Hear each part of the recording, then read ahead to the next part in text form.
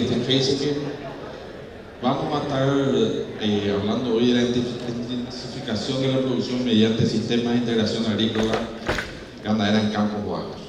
Vamos a mostrar una experiencia que se viene desarrollando desde hace 2 años y medio aproximadamente en el sur del país. Bueno, Felipe va a estar hablando un poco de todas las partes técnicas, él es nuestro consultor. Y yo voy a estar un poco interviniendo y montando la parte, todo lo que respecta a la parte del management de todo este desarrollo, toda la experiencia exitosa que pudimos haber tenido y también los grandes problemas que tuvimos para la implantación de este desarrollo. Felipe, no sé si empezás. Gracias, Cristian. Buenos días a todos. En primer lugar, me gustaría agradecer a toda la gente de SEA por esta oportunidad de mostrarnos un poco del trabajo que hemos hecho en los 2 últimos años en misiones. Lo que nosotros vamos a hablar está un poco resumido en ese slide. Vamos a hablar muchísimo de los cambios que hicimos en términos en relación a un monocultivo de arroz que encontramos ahí y todos los cambios que hicimos con rotación de cultivos, con la implantación de pasturas y todo eso. Pero antes de hablar de la intensificación de la producción en campos bajos, yo como brasileño, a mí me gustaría mostrar a ustedes 2 películas que ya pasaron en Brasil, de 2 monocultivos importantes que tuvimos ahí, monocultivos agrícolas, que tuvieron sus años dorados y que hoy ya no son, o ya están en decadencia, por así decir. Y yo voy a relacionar un poco de eso que pasó en Brasil con lo que puede vir a pasar en Paraguay con relación al modelo de producción de arroz, específicamente de arroz que tenemos en Misiones, en los campos bajos de Misiones, y eso se puede trasladar para todos los campos bajos del Paraguay. Bueno, primeramente, yo soy de Río Grande do Sur, es un estado que tiene características climáticas muy parecidas con el sur de Paraguay. Acá, en esta parte para abajo, nosotros producimos más o menos 1 millón de hectáreas de arroz en ese sistema, que es un sistema muy parecido con lo que se hace hoy día en Paraguay. Y allá en Brasil, nosotros vamos a hablar un poco, antes de entrar en el tema de la integración, vamos a hablar un poco de lo que pasó con trigo en Brasil, que tuve sí sus años dorados. En Brasil producimos ahí, llegamos a estar, este es un historial del área de trigo producida en Brasil desde el año de 1977 a 2019. Y esta gráfica muestra el área que teníamos con trigo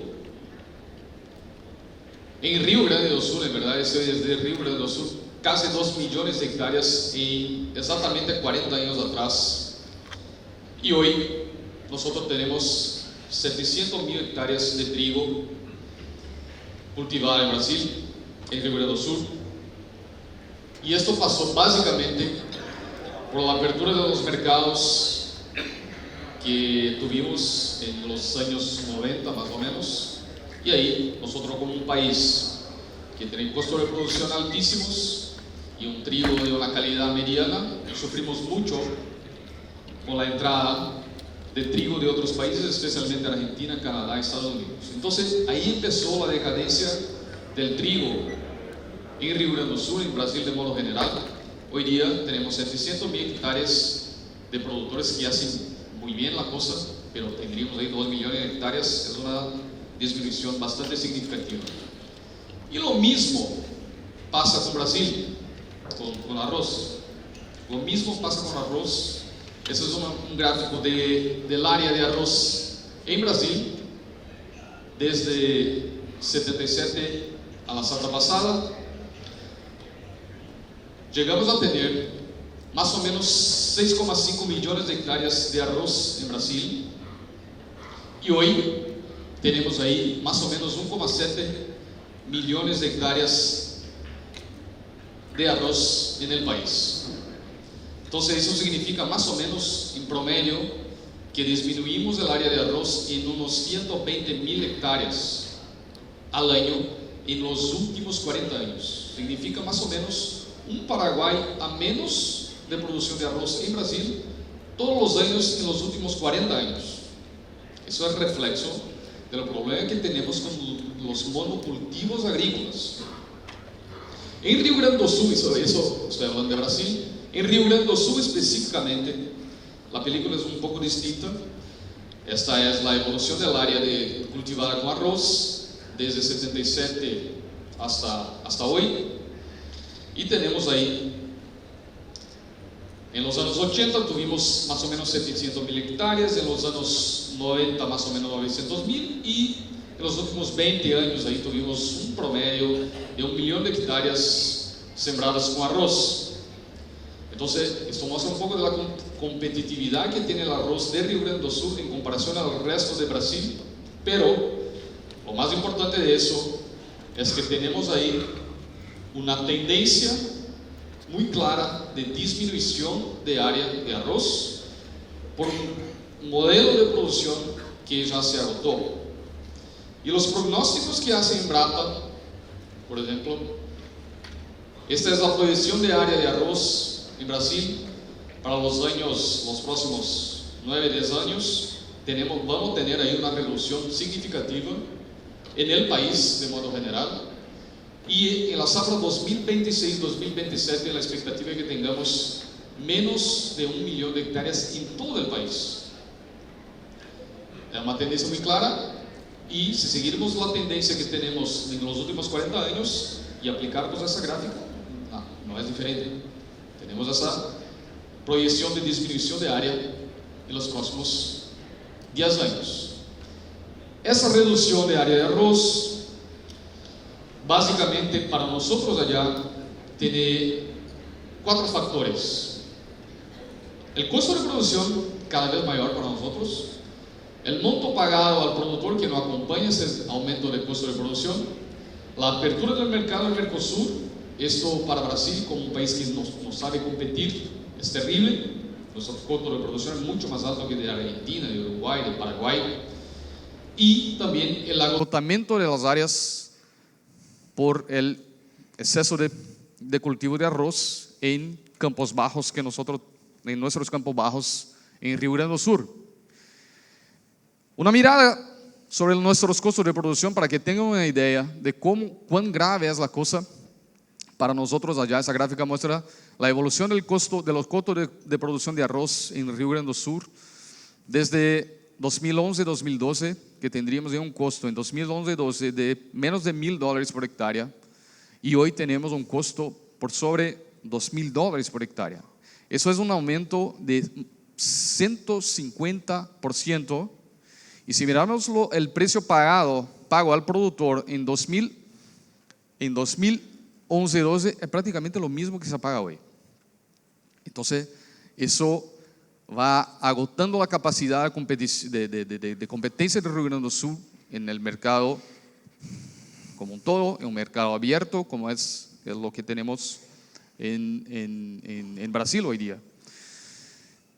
Pero no es solamente el costo de producción, tenemos otros factores que afectan al arroz en Rio Grande do Sul y que están empezando a pasar acá en Paraguay. Nosotros que trabajamos acá hace 2 años, podemos mirar una película que ya vimos en Brasil hace mucho tiempo y que va a pasar acá en Paraguay si no cambiamos la cosa. Esos problemas son malezas resistentes. Es un problema gravísimo para nosotros allá y ya está empezando acá. En Misiones ya tenemos casos de capim arroz, equinocloa, resistente, arroz rojo, y nosotros allá tenemos otras especies que ya están con resistencia a una gran cantidad de herbicidas. Y también uno de los principales factores para esta falta de competitividad es el agotamiento de la fertilidad de los suelos por un modelo que no es nada conservador. Rastreo, rastreo, rastreo. La siembra directa no es una realidad para el arroz, y eso trae consecuencias muy graves, especialmente cuando hablamos de campos bajos y cuando hacemos esos sistemas de drenaje. Acá se mira este agua saliendo, este agua está cargando ahí muchos nutrientes, está cargando materia orgánica, arcila, potasio, y eso en los últimos 50, 60, 100 años. Eso tiene un precio, eso tiene un costo y una consecuencia. Mira, la pérdida de oportunidad que tenemos durante el invierno, que también es una realidad en los campos bajos acá. Hacemos todo, pensamos solamente en el cultivo de arroz y perdemos ahí más o menos 150 días de una posibilidad tremenda que tenemos para introducir ahí la ganadería. Y bueno, eso es lo que pasa allá y es lo que pasa acá. Seguimos. Entonces, ese es un modelo de producción, y la pregunta que hago, si son modelos sostenibles, sustentables, los que nosotros tenemos, y está claro que esta falta de diversidad, esta degradación biológica, física, química del suelo, esa resistencia de malezas, esta alta dependencia de insumos, esta vulnerabilidad económica que nosotros tenemos tanto acá cuanto allá, eso no es sustentable, eso no va a perdurar por mucho tiempo. Pero tenemos alternativas, y la alternativa principal, alternativa o vía obligatoria, yo prefiero este término. Nosotros no podemos salir de la integración agrícola ganadera para la sustentabilidad en el contexto arrocero, tanto en Río Grande do Sul cuanto acá en Paraguay de modo general, no solamente en Misiones, pero donde quiera que se cultive arroz en Paraguay. Entonces, ahora que estamos entrando en el tema de la integración, a mí me gustaría primero hacer una breve aclaración, una breve descripción de lo que nosotros entendemos por integración o sistemas integrados de producción agropecuaria, que son sistemas de producción que planean asociaciones de cultivos agrícolas y ganaderos con vistas a explotar sinergismos y propiedades emergentes que surgen de este concepto de producción.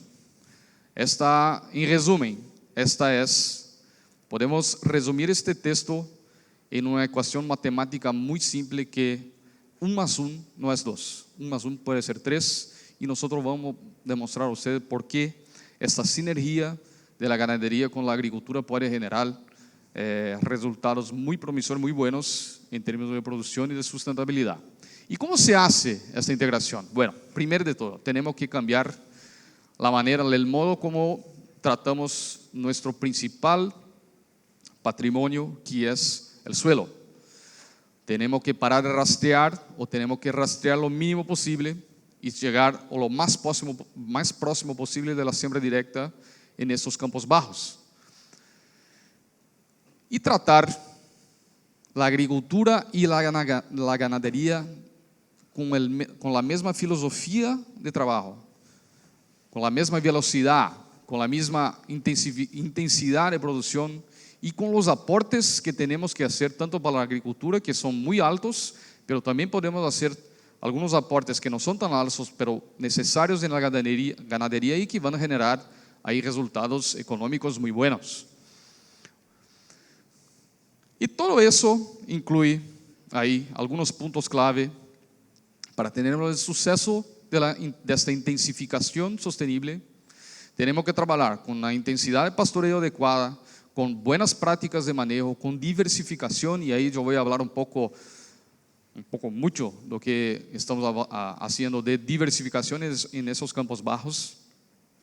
Y ahí vamos a tener como resultado de esta integración una mayor ciclaje de nutrientes, una disminución del riesgo económico, un uso más eficiente de insumos, disminución de plagas, aumento de ingresos, mejora del suelo, Y eso no es teoría, eso ya estamos teniendo en la práctica y vamos a mostrar un poco a ustedes ahí en la secuencia de nuestra presentación.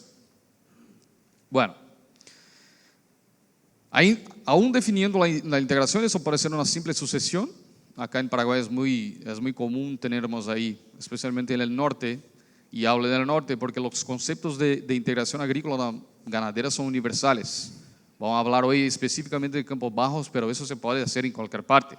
Se hace en el desierto de Sahara, se hace en las montañas de Honduras, de la América Central, se hace a toda parte. Es una filosofía de producción que vamos a hablar un poco do que en las especificidades de los Campos Bajos. Entonces, siguiendo, puede ser una simple sucesión braquiária soja, desde que sea hecha con siembra directa y con intensidad de pastoreo moderadas y con buenos cuidados con la pastura, o puede ser más complejo, con mayor diversidad de cultivos, tanto en verano como en invierno, pero lo más importante de todo, no puede haber pasión.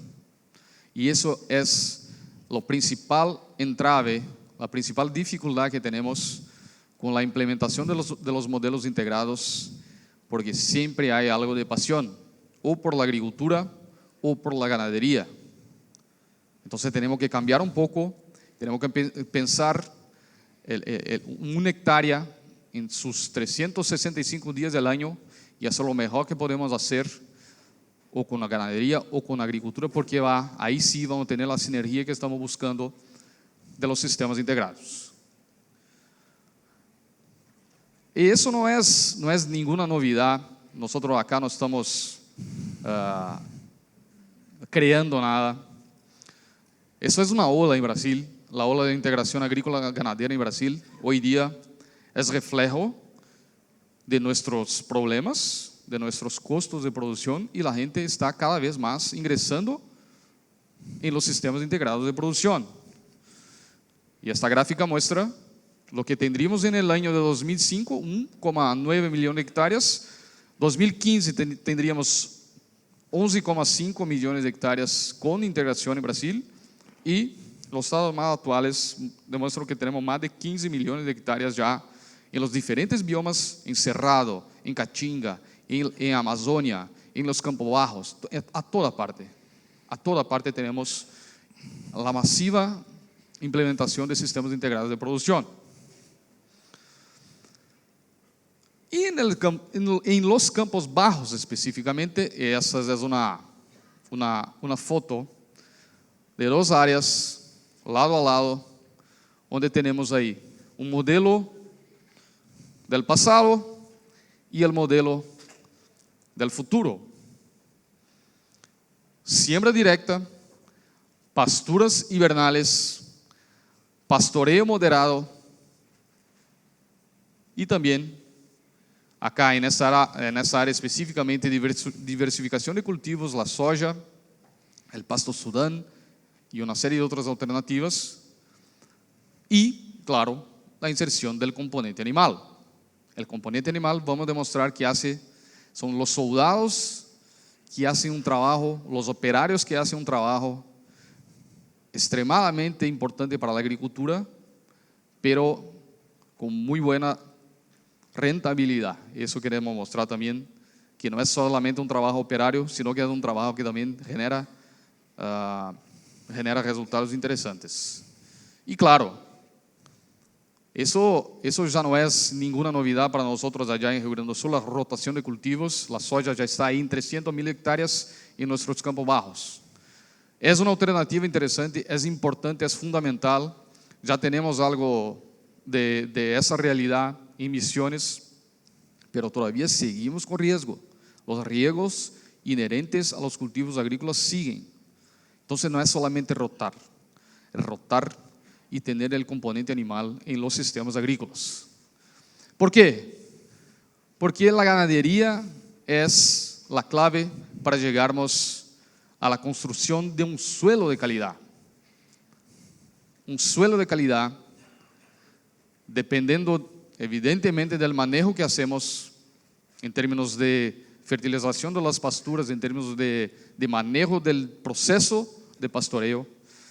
Si hacemos la cosa bien, vamos a tener acúmulo de biomasa vegetal, acúmulo de materia orgánica, retención de nutrientes en el suelo y menor dependencia de fertilizantes, menor costo de producción, menor incidencia de plaga, de enfermedades, menor erosión, una serie de factores fundamentales para la construcción de este suelo de calidad y para su sustentabilidad a lo largo del tiempo. ¿Y cuáles son los criterios de sustentabilidad de la integración en campos bajos? Primero, la intensidad del pastoreo es que va a determinar esa sustentabilidad. Y esta foto es intencional para mostrar que esta es una pastura, este es el escenario que necesitamos. Acá específicamente una pastura de ryegrass en campos bajos, pero miren, es una pastura que tiene un color verde oscuro, es una pastura muy bien fertilizada y no es una pastura de campo de golf, es una pastura manejada ahí a una altura de más o menos 15-20 centímetros. Y este buen pastoreo, para el ryegrass específicamente, es de 15 y 20 centímetros. Pero tenemos ahí muchas otras opciones y cada opción forrajera tiene su altura de entrada, su altura de salida. Si hablamos de un pastoreo rotativo, pero así. Entonces tenemos que adecuar la cantidad de animales para este objetivo. Ese es fundamental. No es solamente comprar casco, fertilizar una pastura, comprar casco y poner ahí una cantidad enorme de casco de animales en una área. Nosotros no vamos a lograr suceso, al revés, vamos a tener mucho más problemas.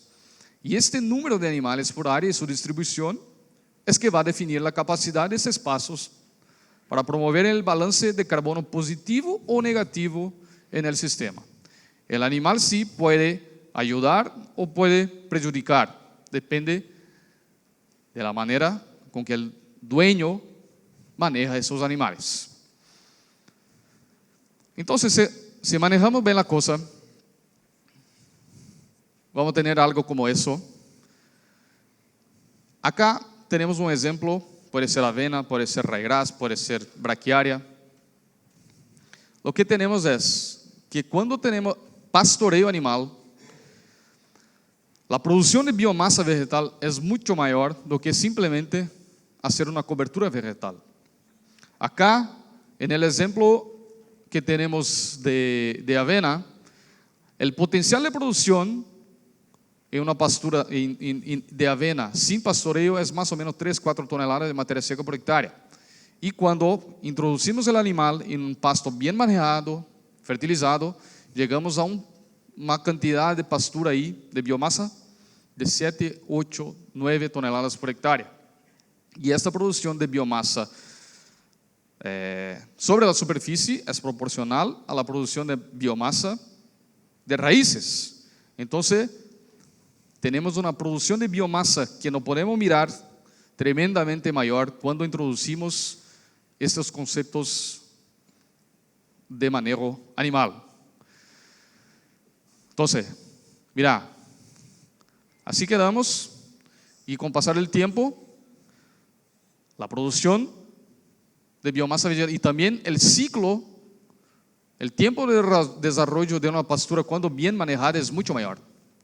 Entonces, una avena que no tiene pastoreo ya va a estar ahí cerrando su ciclo y una avena muy bien, o ryegrass o que sea, bien manejado y pastoreado va a alargar su ciclo. Y este pastoreo hace una serie de beneficios. Acá traigo un solo beneficio que ya está probado, ya está científicamente probado en Brasil, que es el beneficio del pastoreo animal sobre la producción de biomasa y sobre la descida de la cal en profundidad. Entonces, toda esa estructura creada por esa continuidad de poros, de producir por esa biomasa de raíces, resultado de una pecuaria, de una ganadería bien conducida, todo eso hace con que tengamos una corrección de la acidez del suelo en una profundidad mayor, más grande, y con mucho más velocidad. Y también la siembra directa asociada a la presencia del animal hace con que toda esta micro, meso y megafauna, los bichos del suelo trabajen mucho mejor y también contribuyen para esta descida de cal y para esta construcción de la calidad, la estructura del suelo, la caja de agua que nosotros hablamos acá, y acá en Paraguay esto es fundamental, construir una caja de agua para podermos ahí pasar sin tanto estrés por esos cambios climáticos. Bueno, entonces, esta mayor producción de raíces promovida por un buen pastoreo mejora significativamente la estructura del suelo, promueve una mayor actividad de la biomasa microbiana del suelo, y eso se traduce en acúmulo de materia orgánica. Y también esa estimulación del proceso, hay una estimulación del proceso de agregación. Tenemos agregados de suelo más grandes y más estables por una protección física y química de los compuestos orgánicos. Todo eso resultado de este animal en el sistema de producción. ¿Y a qué costo tenemos todos esos beneficios? Acá traigo un ejemplo de una cantidad de la exportación de nutrientes de un animal en comparación a la exportación de nutrientes, a la salida de nutrientes del suelo de dos cultivos agrícolas muy importantes para nosotros. Estamos hablando de arroz y soya.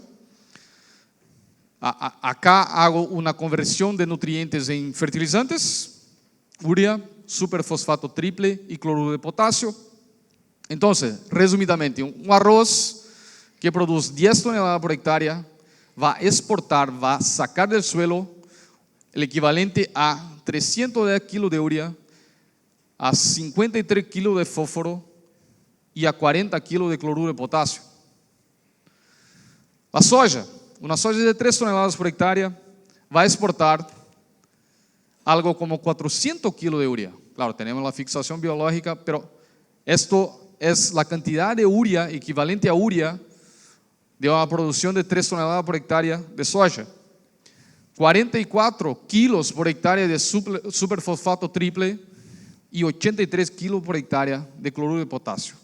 El animal que hace todo ese servicio para el suelo que mostramos antes saca el equivalente a media bolsa de urea, un animal de 500 kilos, 8 kilos de superfosfato triple y 1,2 kilos de potasio, de cloruro de potasio. Es muy poco, es nada. ¿Por qué? Porque prácticamente todo lo que el animal consume, todo queda en el suelo, todo regresa al piso en forma de bosta, en forma de orina.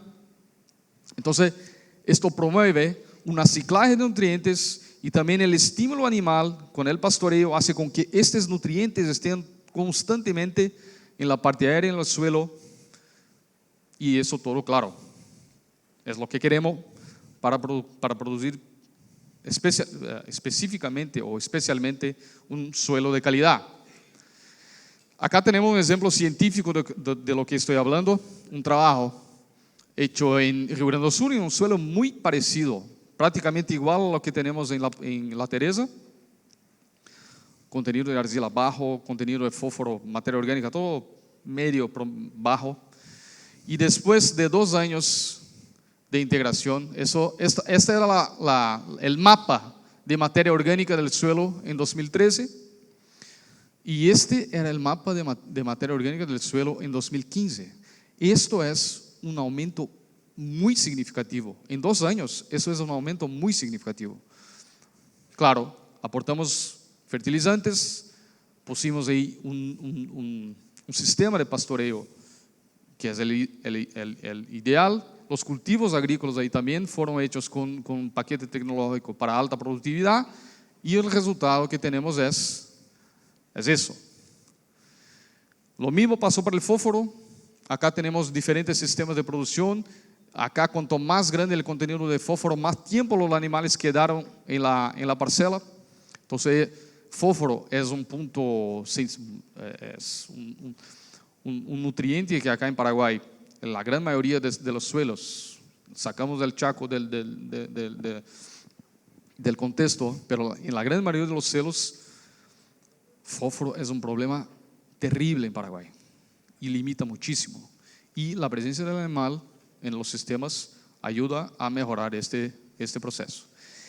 En Campos Bajos, todo eso va a ser resultado de drenaje, fundamentalmente de drenaje. Ahí tenemos que tener un cuidado muy grande con eso y vamos a hablar después de lo que hicimos en La Teresa. Fertilización y pastoreo moderado. Esos son los 3 puntos clave para tener todos esos resultados científicos y prácticos que estamos mostrando ahí.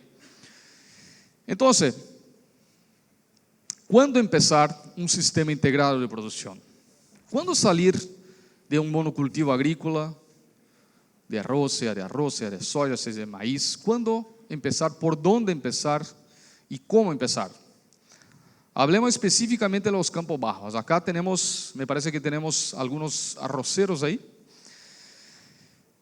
Y pregunto a esos arroceros para que me contesten mentalmente, ¿cuántos arrozales tenemos en la propiedad?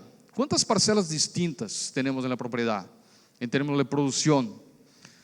Tenemos la parcela de 9 toneladas por hectárea, de 10.000 toneladas por hectárea, de 8.000, de 8,5 toneladas por hectárea, que son las parcelas buenas, que son los resultados que hablamos para nuestros vecinos. Sí. Pero tenemos también las parcelas malas, las que no contamos a los vecinos. 4 toneladas por hectárea, 4,5, 5 toneladas por hectárea. Si hacemos un promedio, considerando que sean ahí 6 parcelas con 100 hectáreas, por decir algo, vamos a tener ahí un promedio de 6,5 toneladas por hectárea.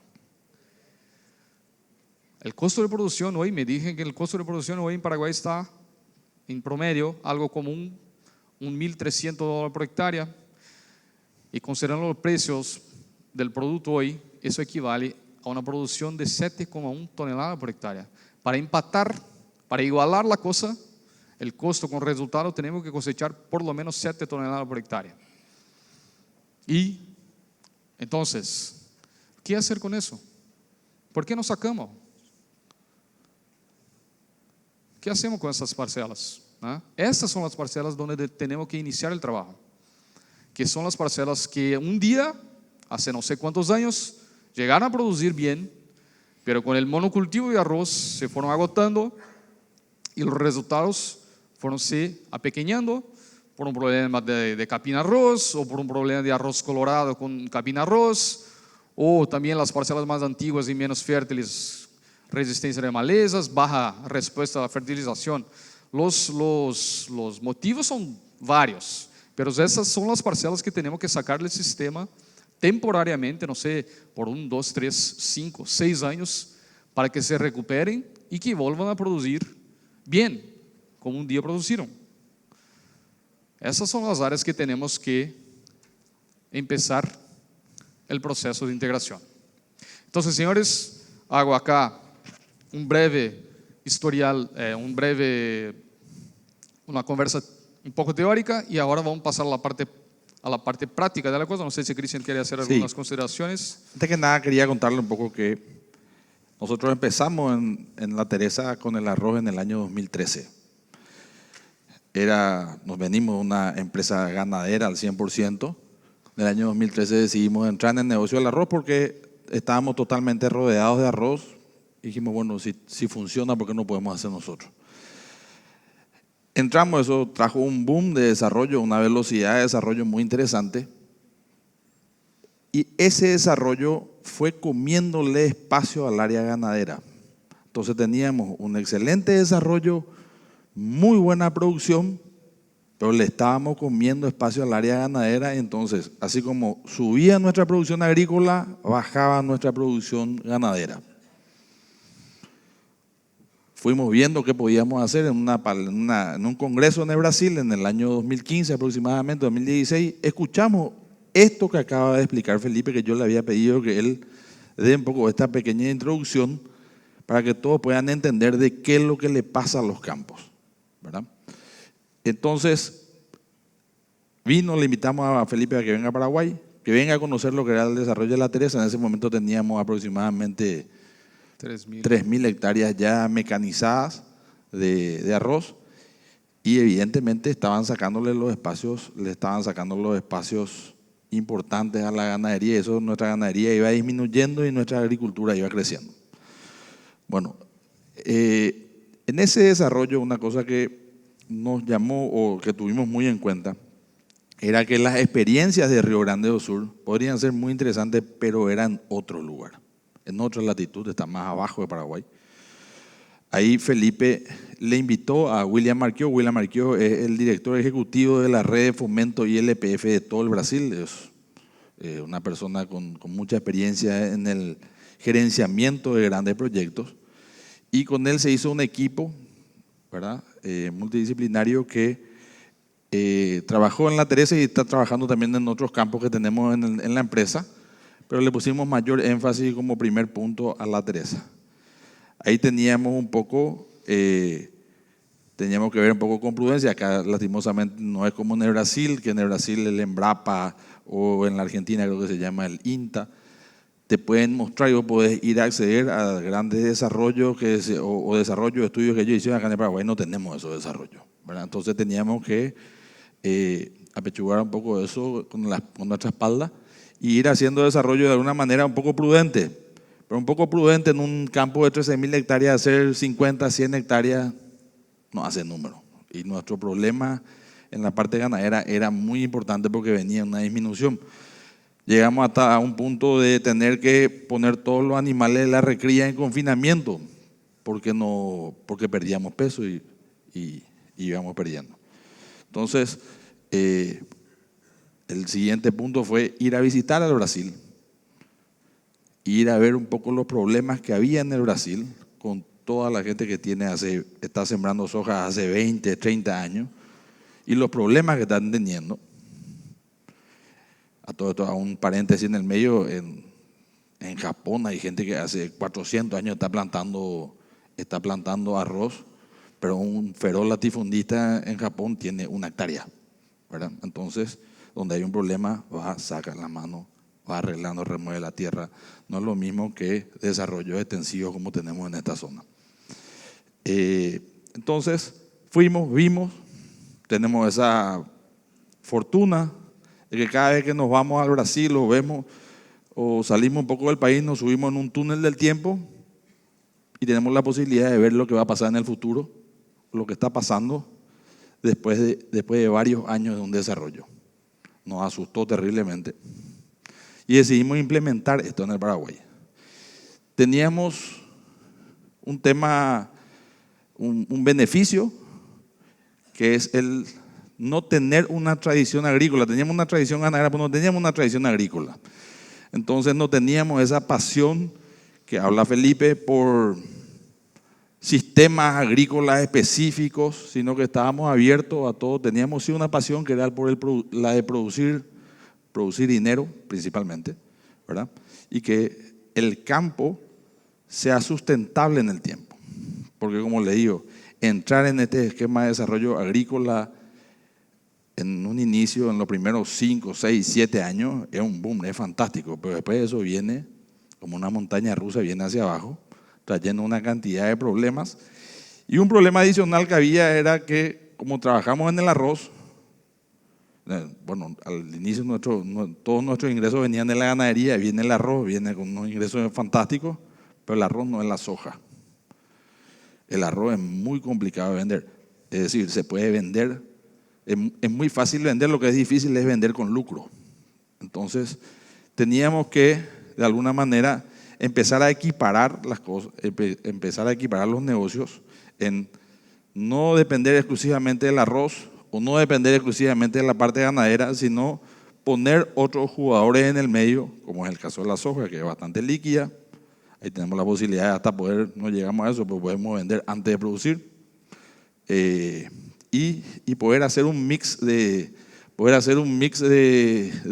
productos que hagan que sea mucho más sustentable el negocio. Y lo que vimos, que es la parte fantástica, es poder hacer que En un lugar donde nosotros teníamos una producción de 80 kilos por hectárea al año, creo que la carga era 0,3 o 0,4 unidades ganaderas por hectárea, podíamos convertir en un edificio de departamento. O sea, podíamos hacer un primer piso, segundo piso, tercer piso. Y algo que había hablado un poco Felipe, ese desarrollo que hay un poco en el Brasil, también está auspiciado para no proceder o no intervenir más los montes en el Brasil. O sea, hay suficiente tierra, y eso ocurre también en el Paraguay, como para producir 2, 3, 4 y 5 veces más sin tocar una hectárea de monte, sino hacer que nuestros campos sean mucho más productivos. Entonces ahora vemos un poco la parte de la Teresa. Perfecto, Cristian.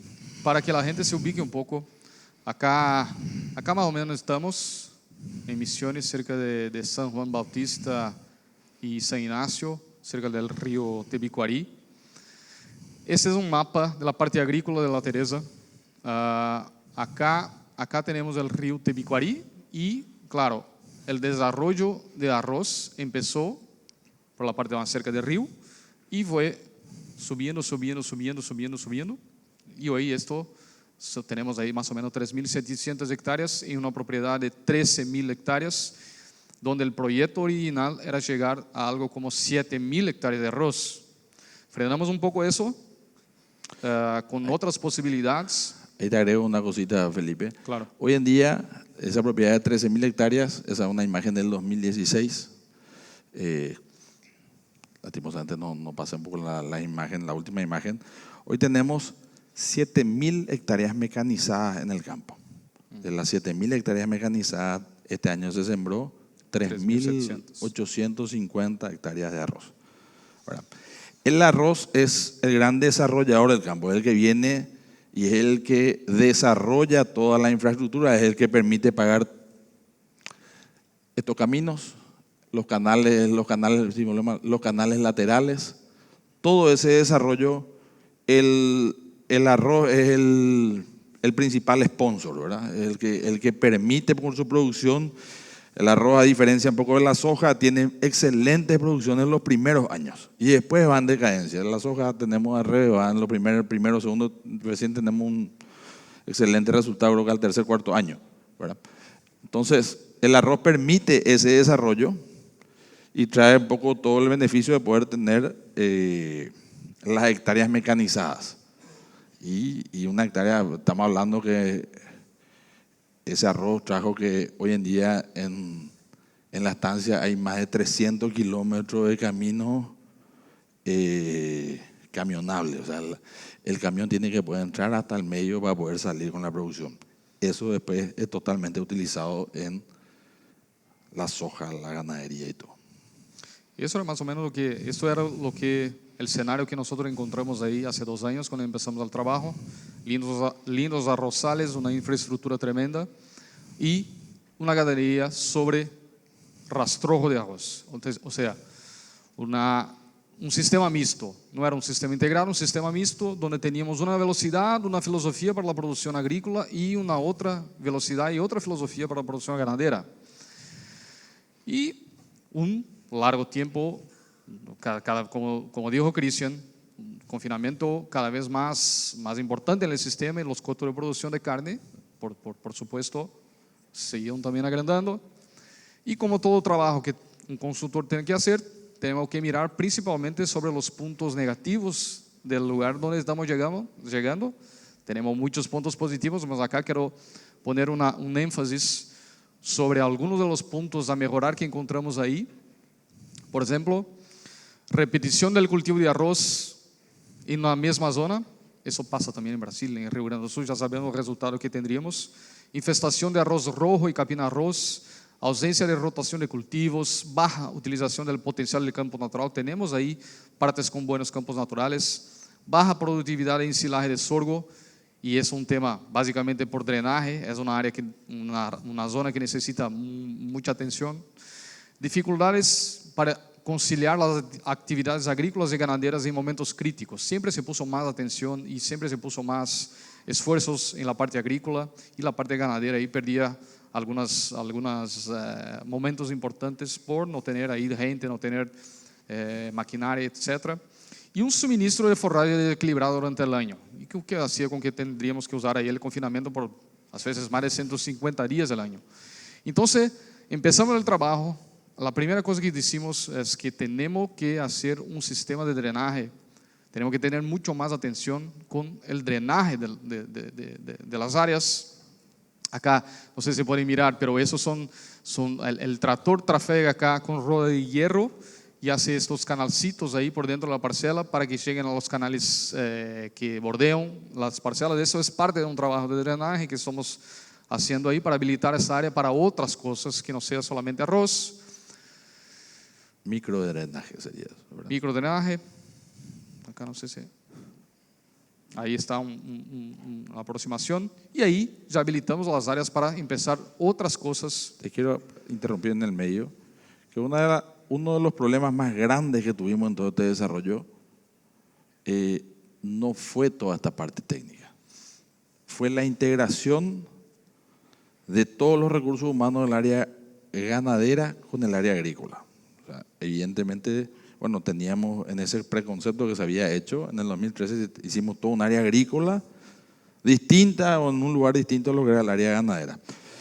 El primer pedido que hizo Felipe cuando llegó a la empresa le trajo al gerente agrícola y al gerente ganadero, pidió una pieza para ellos y dijo: de ahora en adelante estos muchachos van a dormir en una cama matrimonial, se tienen que entender, o si no, esto no va a funcionar. Y todo el mundo sí, dijo sí, espectacular, y al final no fue así. Al final lo que teníamos era celos terribles de gente en el área agrícola, del área ganadera con la niña bonita que era la agricultura, que era la que llevaba todas las inversiones y llevaba todo lo otro. Lastimosamente tuvimos que prescindir de gente que era la que estábamos hace 30, 40 años, gerentes del área ganadera, fantástico, con mucho conocimiento, pero que no se quisieron ayornar a la integración. Y ese es un punto muy difícil.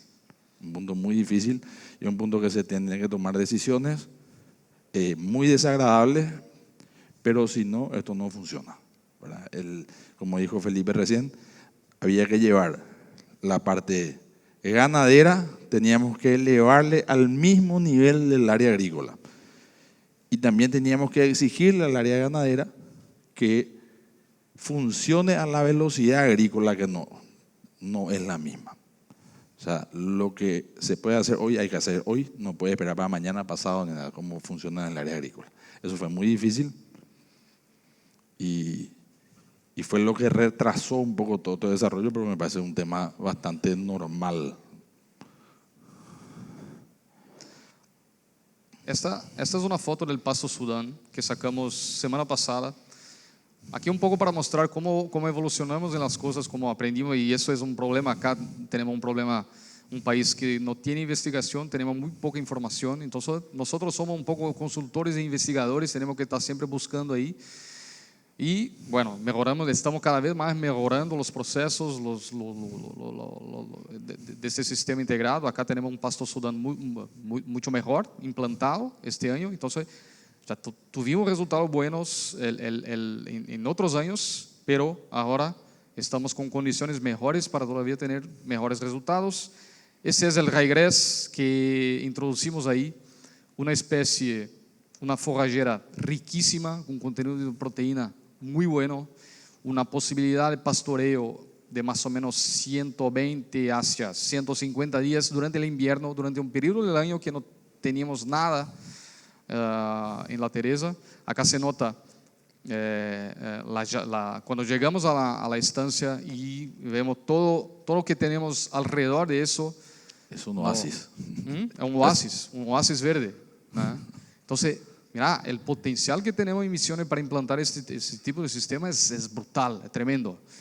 Y sacar eso del sistema, ¿no? Sacar las áreas que no producen nada durante el invierno, todas estas áreas vecinas, sacar esas áreas, o no sacar, simplemente implantar esos sistemas, estas pasturas de invierno que acá en Misiones producen muchísimo por sus características climáticas, producen muy bien. Y más importante de todo, tenemos toda esa infraestructura arrocera de riego que nos permite llegar a producciones muy altas también de pastura. Avena también es una posibilidad interesante para nosotros. Esto es una foto de la avena de este invierno. Le agregamos ese invierno el trébol blanco. Había un dicho en Paraguay que en Paraguay no funciona, no sale el trébol blanco. El trébol blanco fue nuestra mejor sorpresa, por así decir. Estamos con los campos infestados de trébol blanco, una leguminosa ahí que nos alarga un poco el ciclo cuando está pegada, cuando está en un mix con azevén, como esta foto muestra. Es una interesante alternativa. Acá tenemos una foto de este invierno de una área que tenemos un mix de raigras con trébol persa, un área, un verde oscuro, una producción muy grande que tuvimos ahí, una posibilidad muy grande de producción de carne en esos campos. También introducimos ahí algunas, para hacer esos encadenamientos forrajeros, algunas perennes. No es fácil introducir perennes en este ambiente, no es fácil introducir nada, la verdad que no sea arroz. Pero con toda esta visión, con toda esta infraestructura montada, pudimos ir y aprovechando lo que tenemos de infraestructura arrocera ahí, de máquinas, de todo eso, pudimos ahí tener algo. Hoy tenemos algo de como 450 hectáreas de MG5 y de Masai, que también es está saliendo muy bien. Evidentemente, el invierno le golpea todas las perennes, por eso tenemos el azevén en el sistema, también para tenermos otras opciones forrajeras para dejarmos estas áreas descansarem. El sorgo silero también ha sido una alternativa interesante para nosotros en La Teresa. Es por decir, un pulmón donde ahí sacamos provecho cuando tenemos algún problema, como este invierno, que fue un invierno muy riguroso, un invierno difícil con inundaciones. El sorgo utilizamos mucho también como puente verde. Cuando nosotros entramos a todo lo que es la siembra del arroz o la soja, sacamos los animales de los arrozales. Como vimos, las pasturas perennes no están en las mejores condiciones, y para tener altas cargas tenemos que estratégicamente hacer ciertos puentes verdes. Hacemos unos cuantos chorizos de sorgo, y se utiliza estratégicamente para todo lo que sea la parte de recría principalmente, ¿verdad? A lo que nos comentó un poco Felipe, para tener un poco unos números de qué es lo que estamos hablando. Nosotros ese azevén que se ve ahí o esa avena mantiene un promedio de 900 kilos por hectárea durante todo el periodo de 120 días, de 100 días aproximadamente en el invierno. Luego esos animales pasan a las pasturas perennes, donde también podemos tener altas cargas. En esto se utiliza los niveles de fertilización que se utilizan en todas estas pasturas, son los mismos niveles de fertilización que se utilizan para la soja o para el arroz. Y el raigras,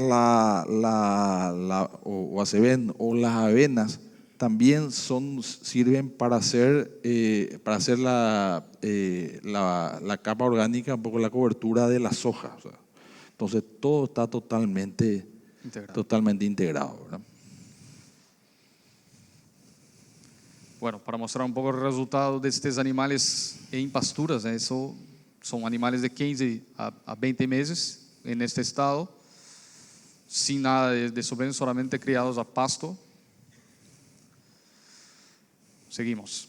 El tiempo es corto, pero tenemos cosas ahí más también a hablar sobre las posibilidades que tenemos con los campos naturales de Misiones en Paraguarí. Tenemos partes ahí con buenos campos naturales, y este contraste muestra un poco de las posibilidades que tenemos para evoluir también estratégicamente tenemos Desmodium, tenemos Araquis, tenemos una serie de alternativas, especies nativas y naturales interesantes. Ahí es una foto de La Teresa en un campo natural diferido en la primavera. Y esta es nuestra proyección o nuestra situación actual de pasturas en La Teresa. Tenemos ahí algo como en pastura de invierno, raigras, trébol, avena, unos 450 hectáreas, sorgo silero algo como 100 hectáreas que esperamos no necesitar usar. Pasto Sudán, un poquito menos de 180. Los pastos perennes tropicales, unos 450 hectáreas bien establecidos o regularmente bien establecidos, 2.500 hectáreas de campo natural, y también tenemos ahí a disposición el rastrojo de arroz para cuando es un material de una calidad un poco peor. Entonces, para otras categorías menos exigentes, seguimos usando el rastrojo de arroz, y es importante poner los animales en este rastrojo porque ellos hacen un servicio muy importante para la rehabilitación del área. Este consumo de ese rastrojo facilita muchísimo el nivelamiento, la nivelación del área para el siguiente cultivo. ¿Sí, Cristian? Sí, como yo le había comentado un poco, el número de 7.000 hectáreas mecanizadas no se refleja en este lugar, porque también parte de esos campos naturales que estamos utilizando son campos que, por ser muy bajos para el arroz, no eran buenos, no nos animamos todavía, va a ser en el futuro, a entrar a hacer esos desarrollos en esos lugares, pero tienen toda la infraestructura agrícola. Y estamos utilizando en esos campos, estamos utilizando, fuera de toda la fertilización que ya tienen de los cultivos anteriores, se está utilizando urea. Entonces, estamos teniendo muy buenas cargas, con alto nivel de ganancia diarios, utilizando esos campos naturales que salen después del manejo agrícola. Y la diferencia en número es el número también que lleva el arroz. Nosotros tenemos aproximadamente 1.500 hectáreas de área que para nosotros se llama área mecanizada, pero son canales, caminos, taipones, silos y el resto que lleva todo. Y todo ese esquema, todo ese desarrollo se utiliza en pos de la ganadería. En una estancia así tan grande pudimos llevar adelante un desarrollo que los potreros se utilizan a 20 hectáreas, porque creo que hay una foto un poco más adelante, se utiliza un hilo y con balancín de carandaí se utiliza como poste. Y el beneficio que tiene todos estos campos bajos es que en todo momento vos tenés agua. O sea, nosotros esto en el norte no podemos hacer porque no podemos de repente achicar todo porque no tenemos agua, pero cuando nosotros necesitamos poner un lote de animales en el invierno o en el verano en un lugar específico, se abre el canal de agua y llega el agua como para que el animal tenga suficiente agua a todo momento.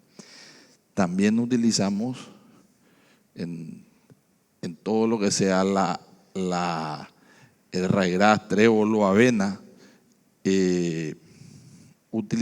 bañamos igual que el arroz. O sea, se hace todo el desarrollo en la parcela como para que, si es necesario, porque estamos en una seca como la tuvimos este año muy interesante, se mete agua a la noche, a las 12 horas el agua está fuera de la parcela, porque están hechos todos los drenajes, y eso permite que tengamos una producción bastante importante sin esa limitación sin estar limitado por el clima. Bueno, el único problema que puede haber en estos lugares se llama un exceso de agua. Este año en una semana tuvimos 500 milímetros de agua en mayo. que bueno, fue un poco una prueba de fuego para todo lo que son las pasturas perennes. Sí, entonces este es más o menos el encadenamiento forrajero que tenemos hoy en La Teresa con las especies que agregamos ahí. Tenemos entonces Masai, MG5, Mombasa, un periodo de uso ahí que podemos usar por 6 o 7 meses, especialmente verano, primavera, verano. El campo natural, claro, usamos durante todo el año, pero en esos meses más críticos, acá del invierno, procuramos al máximo reducir esta carga para que estos campos naturales realmente puedan se reservar y producir lo que tienen que producir a su momento. El pasto Sudán ahí se puede pastorear el año pasado tuvimos Sudán hacia junio, depende mucho del clima, pero o sea, un largo periodo de pastoreo. Y claro, durante el invierno ahí cerramos estas puentes con avena y trébol que tienen distintos periodos de pastoreo, y así estamos equilibrando cada vez más para tener este balance forrajero y cada vez más ajustado. Es claro que todo eso que decimos exige una cosa, una tecnología de última generación, como dijo Cristian, que es este toco de Canadaí con un hilo. La verdad es que, claro, necesitamos hacer inversiones en semillas de pasturas, en fertilizantes y todo eso, pero no es lo mismo que tenemos que invertir en agricultura. Lo que tenemos que hacer sí son buenas divisiones de los campos para que tenemos el proceso de pastoreo adecuado, y también, más importante de todo eso, que la gente que trabaja en eso entienda y adopte la idea para que realmente funcione, porque si no es plata al piso, porque eso tiene que ser seguido de un proceso de pastoreo adecuado. Ahí se nota cómo están siendo manejadas las pasturas perennes. Esta es una MG5, se nota que está con una relación hoja-colmo muy adecuada, y eso es lo que buscamos para todas las pasturas, la mejor relación posible de hoja-colmo, hoja-tallo. Y claro, todo eso también viene acompañado de la introducción de la soja, ¿no?, en los sistemas. Acá se nota, por eso yo estoy volando un poco porque realmente el tiempo se va, pero acá esto es para que entienda un poco por qué de la importancia de la soja. Esa es una foto de la semana pasada, y acá entre líneas tenemos una enormidad de arroz colorado, arroz guacho, capim arroz. Entonces la soja, con el uso de glifosato, la herramienta que tenemos de la soja transgénica, esto va a hacer con que estas parcelas se limpien, y también la entrada de la soja permite con que entremos con el azevén ahí en marzo, abril, y tengamos ahí un periodo también de pastoreo en estas áreas. Esta área que era de una parcela muy cerca del río, usada exclusivamente con arroz por 8 años, ahora está con soja ahí y con otros horizontes de producción. Una cosita que quiero agregar ahí, sin poner la foto anterior. Lastimosamente, cuando sembramos esto, teníamos la humedad correcta, luego nos entró una seca muy fuerte y pudimos a las 8 de la noche bañamos ese campo, y a las 6 de la mañana el campo estaba sin agua. Entonces ahí está el resultado, ¿verdad? Eso es algo que en otros sistemas lastimosamente no son posibles, ¿verdad? Entonces en esto todavía todavía estamos aprendiendo mucho el uso del agua para todo lo que sea la soja. Esto nos permite hacer la soja en cualquier momento. Claro que la soja tiene mucho detalle, en que de repente con tanto calor en el ambiente podemos meter el agua y podemos quemar todo. Yo traigo una parcela específica de la Teresa, que es la parcela 54, que es una de las parcelas más rentables, por decirlo hoy, en la Teresa. Es una parcela donde cosechamos 4 toneladas por hectárea de soja el año pasado. Ya está indo para su tercer año de soja, y la entrada de soja en esa parcela permite con que tengamos, evidentemente, una buena pastura durante el invierno. Entonces tuvimos todo ese resultado que dijo Cristian en términos de carga, de ganancia de peso, y también una soja muy productiva. Y cuando volvermos con arroz para esta parcela, también vamos a tener un otro tipo de potencial de este cultivo. Entonces eso es un poco de la filosofía de la integración, ¿eh? Rehabilitar estas áreas en campos bajos para volvermos con seguridad al arroz, y también tenermos ahí buenos resultados con todo lo que hicimos antes del arroz. Felipe, ahí en eso también, como decía, cuando volvemos en el arroz, nosotros estamos esperando entre 1 a 2 toneladas más de lo que sería una muy buena parcela en arroz. con un Entonces, costo más bajo. eso paga mucho toda esa inversión de fertilizantes que se utiliza básicamente para el área ganadera. Con la circulación de nutrientes que hay, evidentemente nosotros ponemos mucho fertilizante en el arroz y el arroz no consume todo. Hay una cantidad de elementos que consume, otros no lo consumen. Ahí vienen las pasturas que sí consumen, que también fertilizamos, que sí consumen cosas que no, elementos que no consume el arroz, y va haciendo una circulación de nutrientes, y ni que hablar de lo que es la soja. La soja consume otros nutrientes iguales también que lo que consume el arroz y otros que no, y va dejando nitrógeno en el campo. Entonces, de eso se trata toda esa integración de la labor agropecuaria, ¿verdad? Todo eso, volvemos al tema de drenaje, todo eso es posible solamente con una atención muy fuerte a drenaje. Drenaje, punto clave para empezar todo eso.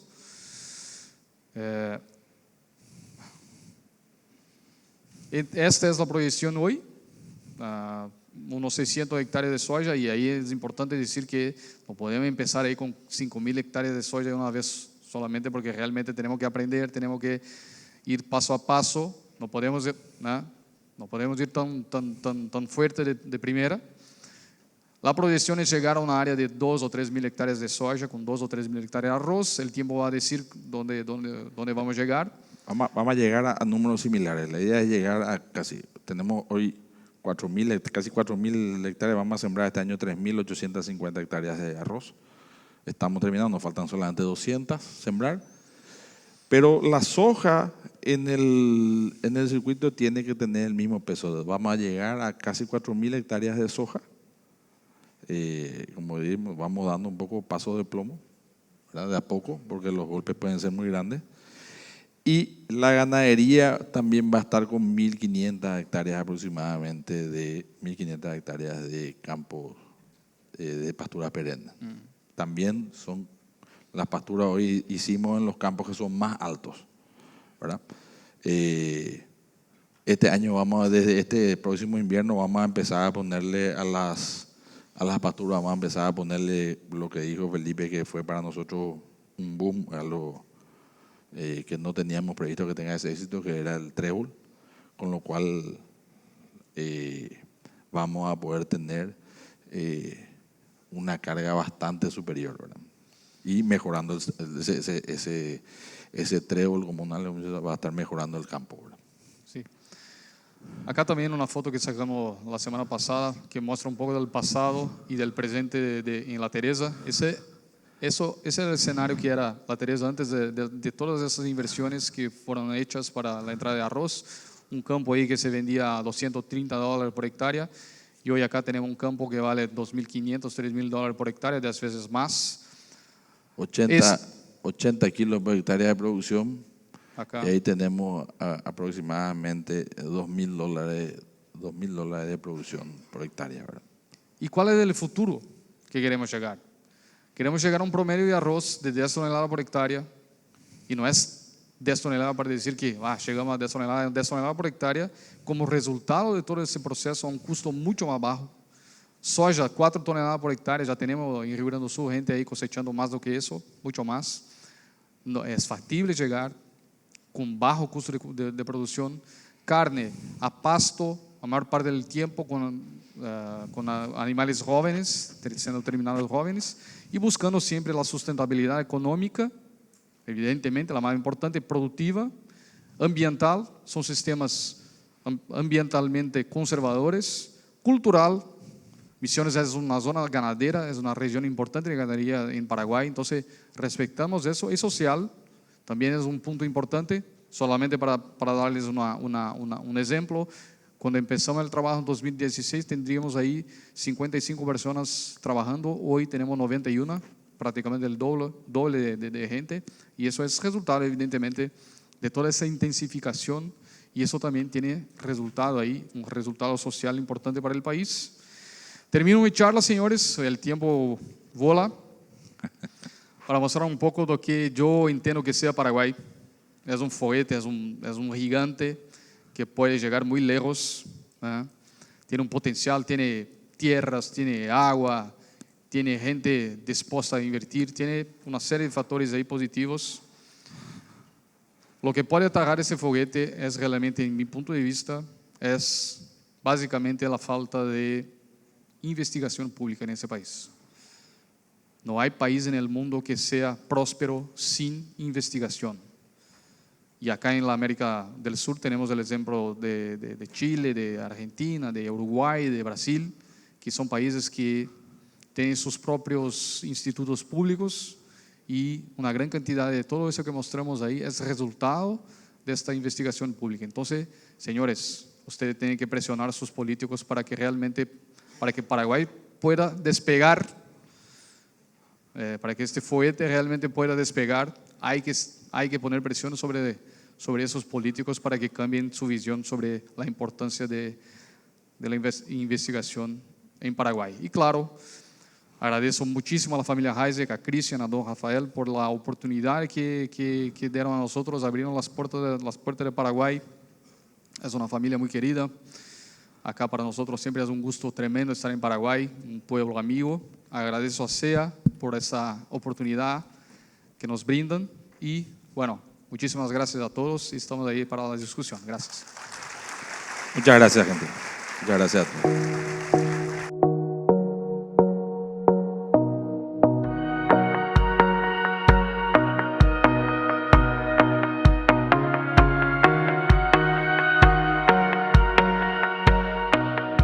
Realmente un tema muy interesante y como pregunta básica, Felipe, en primer lugar te quería hacer llegar la pregunta de que estos sistemas de integración está sobreentendido y queremos escuchar de vos, de que no solamente podemos hacer esta integración en campos bajos, podemos hacer integración también en otros tipos de campos, como aquí en el Chaco paraguayo, donde ya, que son también campos bajos, pero de otra característica, se está habilitando hoy,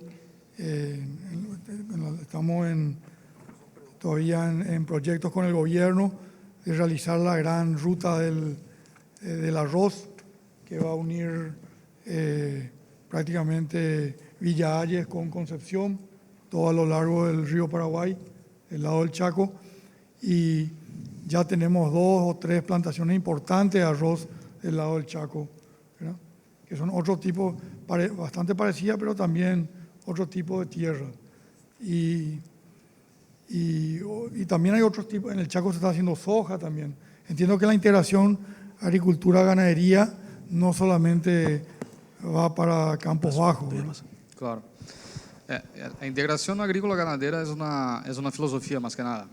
Es una filosofía de producción y se puede planear de distintas formas. En Brasil, por ejemplo, la parte que más tiene integración es la región del Cerrado de Brasil, y un sistema muy común de integración que tenemos allá es un sistema, lo que se llama el sistema Santa Fe, donde se siembra la soja un poco temprano, se cosecha la soja, enseguida se siembra el maíz mezclado con una braquiaria o un panicum, se cosecha el maíz y ahí se da un pastoreo de unos 90, 100 días en esta braquiaria que viene abajo del maíz.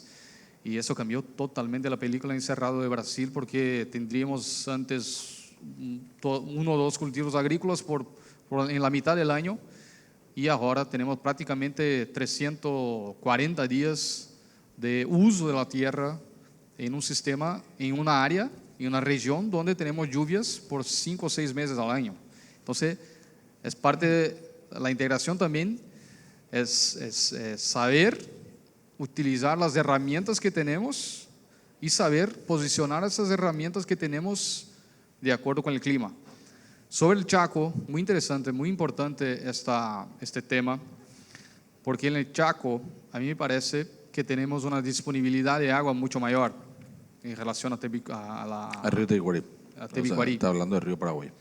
Eso es bueno por un lado, pero puede ser parte de un problema futuro que pasa en Río Grande do Sul, donde hay más disponibilidad de agua, es donde nosotros tenemos los peores problemas de monocultivo de arroz. Entonces, la gente, por tener agua, piensa que solamente se puede hacer arroz en estas áreas. Entonces es importante que Paraguay no haga este mismo error que hicimos en Rio Grande do Sul, en Brasil, y que realmente, para no tener el problema que el monocultivo de arroz genera en los suelos y que ya estamos teniendo emisiones, es importante que en el Chaco tengamos este concepto de rotación y integración agrícola ganadera también. Yo quiero agregar un poco algo a lo que está diciendo Felipe. Otro desafío importante en la empresa fue dejar de ser arroceros. Nosotros, el objetivo que tenemos en el corto plazo, como le vieron, hoy en día el arroz se volvió nuestro negocio más importante, pero tenemos que dejar de ser arroceros. Nosotros tenemos que ser productores agrícolas ganaderos. Si en esa hectárea sembramos arroz o sembramos soja o pastura, sorgo, maíz, y eso es todo un concepto mental que no es fácil cambiar. O sea, hoy a ese gerente arrocero, vos conocés también de este tema, vos le hablas de la soja y se espanta, o al revés, el sojero que quiere hablar, son dos cultivos totalmente distintos. Bueno, la idea es un poco que esto se vuelva, que todos nos volvamos productores agrícolas ganaderos, y eso también le pasa al ganadero.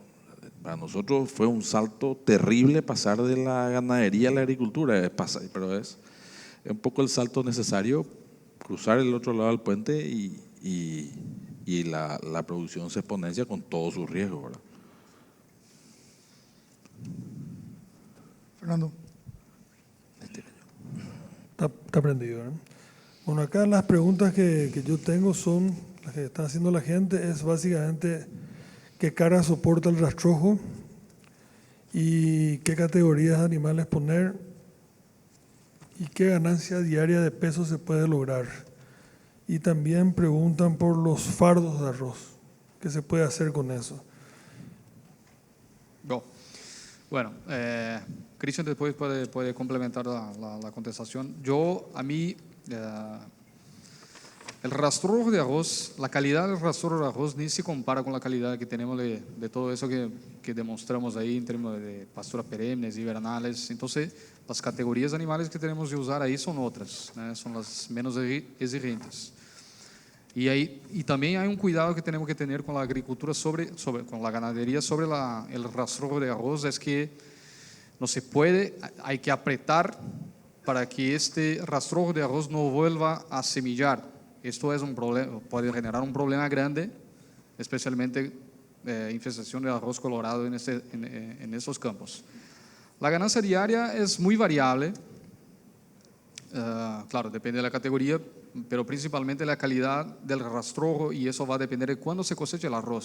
Se cosecha el arroz en diciembre o enero y se mantiene ahí el tiempo caluroso y con buena disponibilidad, buena cantidad de agua en el suelo, eso va a vegetar bastante y va a tener un resultado. Pero se cosecha el arroz en abril, en marzo, y viene ahí unos días fríos, bueno, se va el rastrojo y es básicamente un voluminoso. Entonces, eso es muy variable, pero yo pienso que la ganadería en el rastrojo es una herramienta para habilitación del suelo al próximo cultivo.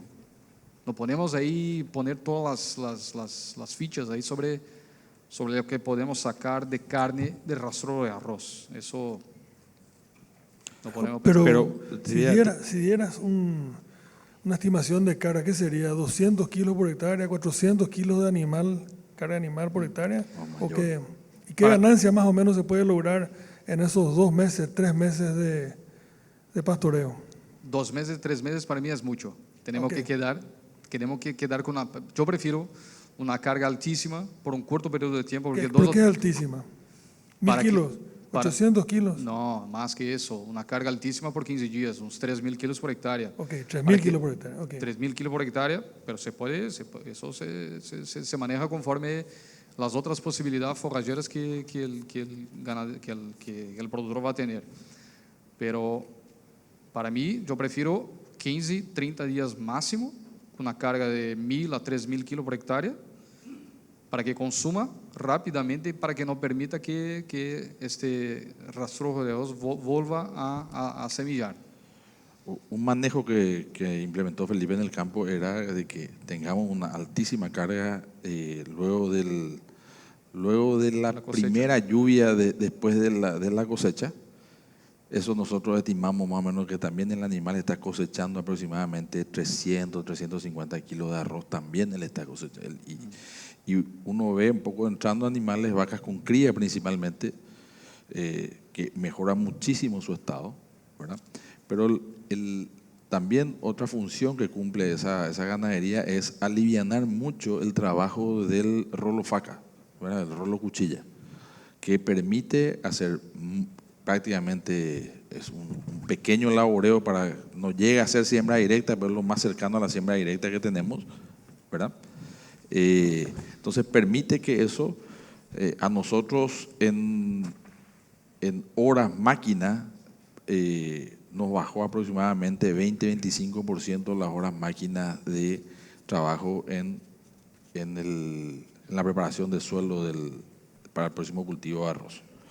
Pero como dijo, creo que dijo Felipe en algún momento, todo esto requiere de un equipo de gente. Cada uno de estos movimientos requiere de todo un equipo profesional de gente haciendo de que las parcelas no puedan ser grandes. O si no, vos le vas a ver a los animales en 400, 500 hectáreas caminando de aquí para allá, esparciendo maleza o arroz colorado si lo hubiera, porque va a comer, así como va a comer el arroz que está en el suelo, que es el arroz que sacó la cosechadora por la cola, va a comer también el arroz colorado y puede difundirlo. Una pregunta. Entendemos nosotros por lo que dijeron en la charla, que ingresaron a este consorcio de agricultura y ganadería hace unos 2 años más o menos en La Teresa, ¿eh? Sí. En lo que es la ganadera. Entonces la pregunta es, ¿cuál fue el aumento de la producción de carne desde el momento que se creó la integración? Bueno,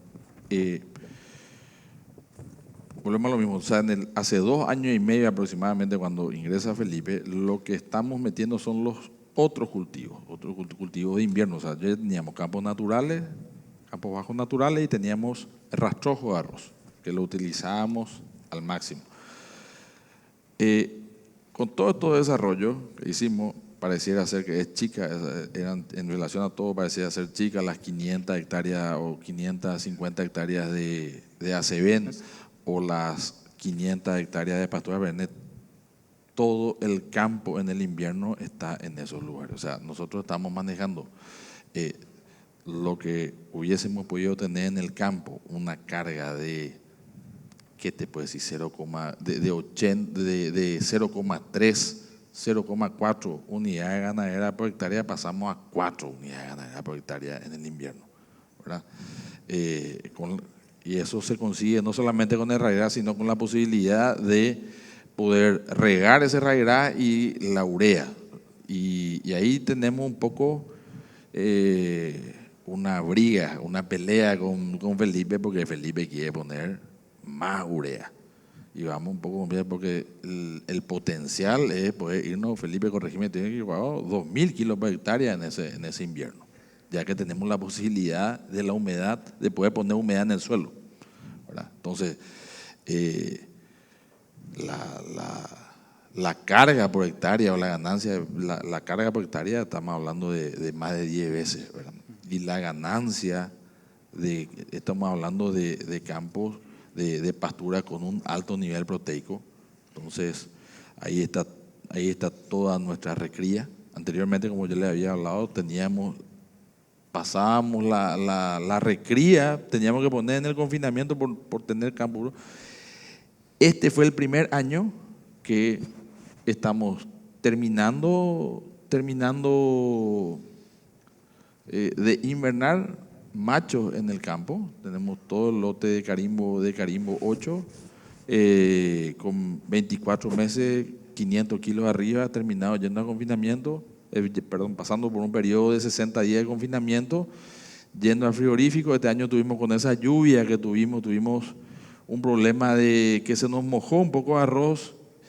Pregunté, creo que el doctor Borba en Nutron, creo que es auspiciante, por eso lo voy a hablar con él, hablamos. Y en vez de utilizar maíz, utilizamos un arroz con olor, un arroz, el arroz integral que se había, como había un arroz mojado, que se había mojado, volvimos a secar, pero ya era para el humano, no era posible consumirlo. Eso utilizamos en el confinamiento en vez del maíz. Y tenemos hoy en día unos resultados asombrosos. Estamos con 57% de rendimiento en el frigorífico, con eso, que es algo que no esperábamos. No esperábamos. Es algo, o sea, eso es un poco también utilizar al máximo todo lo que hay en el campo. Bueno, ¿cuál fue el plan para poder meter el pasto perenne? Son lugares que ya no entrará la soja nueva, no entrará el arroz nuevamente. Entiendo que esa es la pregunta. Sí. Dividimos los campos más o menos por su aptitud de riego y por el potencial de los campos naturales. Entonces, las partes donde tenemos ahí un campo natural de baja calidad y zonas que no se pueden regar, esas sí fueron las zonas que elegimos para hacer toda esta habilitación, para ponernos ahí MG5, Mombasa, Masai. Básicamente ese fue el criterio, pero como dijo Cristian, tenemos ainda aún algunas áreas para agregarle a estos 700 hectáreas que tenemos hoy de perennes, 450 buenas, 700 en total. Vamos ahí prácticamente doblar esa área para el futuro. Habló Felipe, nuestro mayor desafío en este campo no es el arroz, tampoco es la soja, porque eso hay mucha experiencia en el Brasil y tiene sus pasos, ¿verdad? Yo diría que el cultivo más difícil de hacerlo, y no sé si coincide conmigo Felipe, son las pasturas perennes, ¿verdad? Porque hay que encontrarle el momento exacto. Tenemos toda la tecnología para poder hacerlo. Compramos una fumigadora 3 en 1 que la fumigadora por aire comprimido siembra las pasturas en los brazos, alrededor de todo el brazo. Eso solamente como un beneficio de la agricultura, eso vino a la ganadería, ¿verdad? Pero tiene su ventana, es muy corta la ventana de siembra, es muy específica. Felipe, ¿cuál es la implicancia de la compactación en el pastoreo para la agricultura? Esta es la principal pregunta que nosotros tenemos después de este tipo de presentación. Y esto, na verdad, es un paradigma que nosotros ya superamos, independiente del tipo de suelo, independiente del contenido de arcilla que vamos a tener, independiente del contenido de agua que tenemos en el suelo. El tema de la compactación, que el animal promueve en el suelo, va a depender mucho del manejo de la pastura. La altura ideal del pasto, que ahí estamos hablando de un azevém o de una avena o de una mombasa, la forma como se maneja este pasto va a determinar si este suelo va o no va a ser compactado. En la gran mayoría de los casos, nosotros tenemos sí el problema de compactación porque el concepto de manejo del pasto es el concepto de manejo de un campo de golf, con la pastura más o menos así. Y ahí el vacuno, el animal va a hacer va a traer un prejuicio para la agricultura. Pero cuando hablamos de un pastoreo moderado, y este es el tipo de pastoreo que genera los mejores resultados, no solamente para el suelo, pero también resultados económicos, porque permite con que la planta tenga hojas suficientes para rebrotar y rebrotar y rebrotar. Este concepto de manejo no causa ningún tipo de compactación. Nosotros tuvimos ahí ya tenemos datos ahí con estudios de resistencia a penetración en campos con manejo de pastejo moderado y manejo intensivo. Es totalmente distinto. Entonces, eso es un paradigma que para nosotros ya está superado. Y bueno, esta parcela que mostré, esta foto que mostramos ahí de 4 toneladas por hectárea de soja, essa era uma parcela que estava com uso intensivo da pastura no inverno. Então, tenemos el ejemplo práctico aí en La Teresa nuestro mejor resultado de soja fue exactamente en una de las parcelas que tuvimos la mayor cantidad de animales. Cuando él habla de un pastoreo moderado, él habla de mantener que no baje la pastura a cierto nivel, no de la carga que pueda tener. Al revés, la carga se pone a medida que que la pastura va demandando. Y te diría al revés, en estos campos el mayor compactador es el arroz. El mayor compactador es el arroz. ¿Por qué? Porque le estamos poniendo una película de agua durante un buen periodo de tiempo, y eso compacta. No es posible hacer la soja en estos campos si no pasamos una escarificadora antes para la primera vuelta, o tal vez para una primera y una segunda vuelta. Se necesita escarificar, pero no por el ganado, sino por la compactación y el tipo de laboreo que tiene el arroz. Fernando. Bueno, yo no sé si el tablero este que está ahí enfrente sirve o no sirve, pero está por explotar la bomba. Me voy a tomar 0,9 segundos falta para que explote la bomba. Fernando, me voy a tomar ¿Qué hacemos? método del atrevimiento. Vamos a hacer 2 preguntas más. Te doy una voz y una yo, y con eso terminamos. Bueno, y tengo que elegir entonces, voy a elegir una polémica. ¿Qué influencia medioambiental tiene la producción de arroz para la utilización de los ríos? ¿Contesto yo? No, ¿Contesto yo? bueno, en todo esto hay mucho manejo político. O sea, si ustedes ven, les puedo dar un ejemplo de la foto que uno sacó, que se sacaron hace poco del lado de Pacaraí, cosa que no vimos nunca, ¿verdad? Todos los muelles están todos sin agua, pero resulta ser que ahora pasa algo en el de Tebicuarí. Bueno, el Tebicuarí es un arroyo un río que sale de las lluvias, viene de la cordillera. Pero de repente, si no se conoce, el arroz necesita una película muy fina de arroz. ¿Cuántos centímetros sería, Felipe? 3, 4 centímetros. 3, 4 centímetros. Y así como metemos el agua, sale prácticamente el 70% de lo que se mete sale otra vez al río. Y más limpia do que cuando ingresó. Más limpio. Y ahí habría que ver un poco todo lo que es la fauna que Vuelve al que río, genera. Cristian. Vuelve al río. Pero acá también tenemos, y yo me atrevo un poco a decir este tema.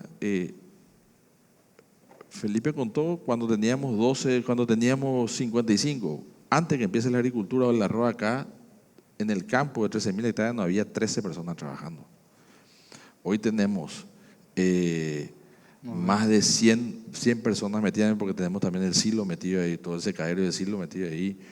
Hay, en los caminos que hicimos, se desarrolló 50 kilómetros de camino, hicimos nosotros en el país, con dos vecinos más. Trajimos 60 kilómetros de energía eléctrica, 60 kilómetros, vamos a llevar energía de acá a Cacupé ahora. O sea, eso pasa en el Paraguay, no pasa un poco en el Brasil. Solamente con nosotros ingresan al campo y salen del campo más de 1.200 camiones al año, y todo ese desarrollo que trae, hay gente que no le gusta, hay gente que le complica, hay gente que le rompe el status quo y prefiere continuar, prefiere que la gente continúe en la miseria que había antes, porque pasamos por campos que son de paupérrimos, ¿verdad? Donde el país no llega, donde nosotros hacemos llegar el desarrollo, y hay gente que no ve eso con malos ojos. Lastimosamente el país que tenemos, ¿verdad? Última pregunta para cerrar, y dice así, parece que va para Felipe esta pregunta. Con respecto al primer punto de las 3 principales causantes de la disminución de la producción en el Brasil. La producción en el Brasil. Malezas resistentes. ¿Cuáles son los principales problemas sobre el punto con los que se encontraron las plagas? ¿Se están manejando bien? ¿Y cómo la combaten? ¿Cuál sería el peor escenario? ¿Existe un momento en que el proceso de rotación, donde se identifica presencia de plaga y maleza, se ponen en forma negativa? No sé si entendí muy bien la pregunta. Los problemas que tenemos, que identificamos acá en Misiones, en Paraguay, son los mismos que tenemos allá en Rio Grande do Sul. Corrígeme si no se complementa, si yo no entendí bien. pero las malezas son las mismas que tenemos allá. Y no hay forma de combatir eso si no sea con rotación, porque los químicos que tenemos hoy ya no funcionan más. La consecuencia, Felipe. Ahí pregunta cuáles son las consecuencias si uno No hace rotación. No hace esas rotaciones. Ya, pues eso va empeorando cada vez más. El resultado de eso ya tenemos emisiones con parcelas ahí, con gente que cosecha 3-4 mil kilos por hectárea. Eso es básicamente el resultado de enmalezamiento. Hay una tecnología que muchos de ustedes no conocen que se llama Clearfield, que es una tecnología que vino para resolver el problema de malezas, pero con el uso continuado, el monocultivo, eso también ya se agotó allá en Río Grande y acá en Paraguay. Y el resultado es desvalorización del suelo, de la propiedad, porque se queda totalmente enmalezada con especies resistentes a herbicidas. Y bueno, no hay otra forma de cambiar eso que no sea o descansando esas áreas solamente con pecuaria por muchos años, o haciendo la rotación que se puede hacer con soja y con pasto sudán y con otras posibilidades ahí para rotar los principios, los herbicidas que tenemos ahí disponibles en el mercado.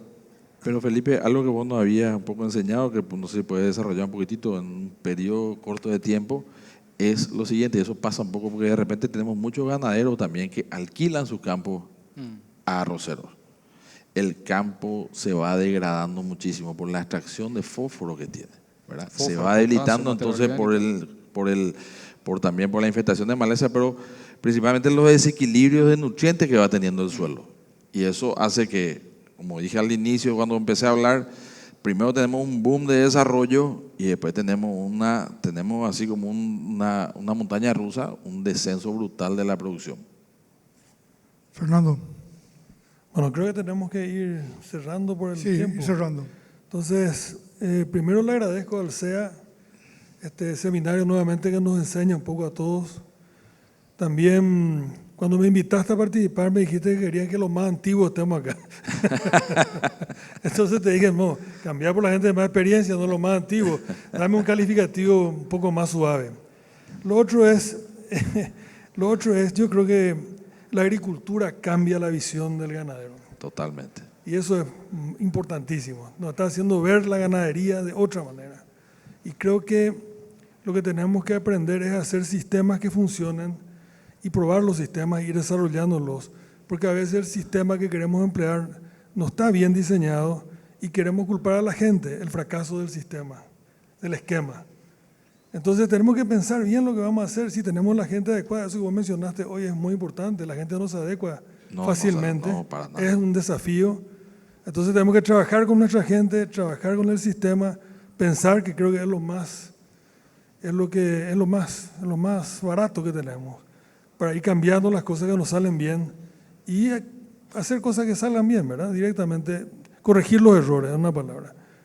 Pero creo que la ganadería en nuestro país tiene mucho por hacer, mucho por crecer. Si cambiamos y mejoramos algunos detalles que estamos trabajando de los precios, creo que eso va a venir y en estos campos arroceros hoy se puede hacer una ganadería maravillosa. Así que le felicito a don Rafa y a ustedes, Cristian, por el trabajo que están haciendo. Vale, muchas gracias. Bueno, damos término a esto entregando un diploma de agradecimiento al señor Felipe Carmona y al señor Cristian Heiseke y un fuerte aplauso por la terminación.